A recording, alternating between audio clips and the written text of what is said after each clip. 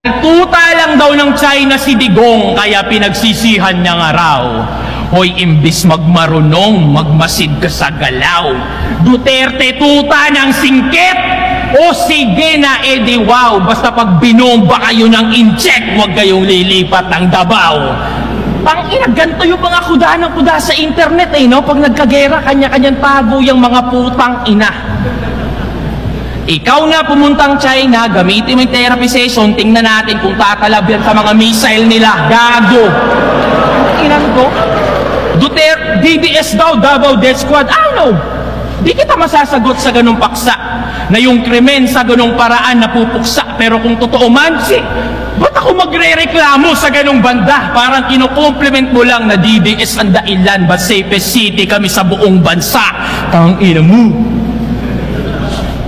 Ba't bilyong-bilyong pondo daw sa Mindanao nung Duterte admin? Bakit? Kung hindi dahil doon, malamang hanggang ngayon, wala kaming bypass road, tunnel road, investor na dati takot mamuhunan.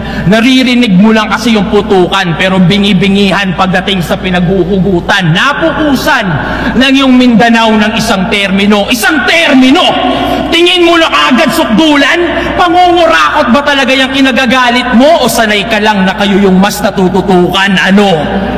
Ayaw mong maging balansi yung bansa, pero panay reklamo niya sa akin na bakit yung Mindanao wala masyadong building? Tangina mo.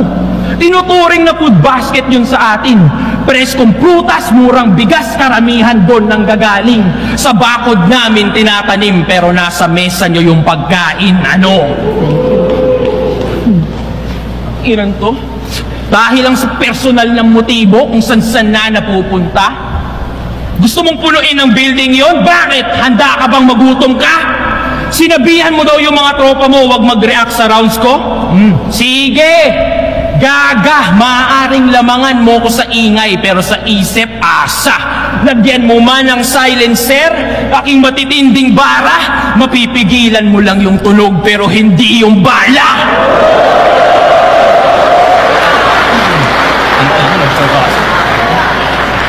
Pero kahit anong pangit ng yung bunganga, wala kang narinig na nilait ko yung politiko mo, doon ka sa akin humanga. Kanya-kanya tayo ng pinagdaanan. Ba't kita didiktahan sa kung ano ang tama? Walang nananalo sa gantong debate, pero talo yung walang pangunawa. Tandaan mo yan. At doon tayo nagkakapareha. Parehong merong hinaing, pareho din na may reklamo. Pero di sapat yung feeling lang edukado, dapat danas mo yung hirap ng mga tao. Ngayon tapos ka na, pakisabi din sa iyong amo, galing pa ng DDS, ikay malinis train na bao. Judges,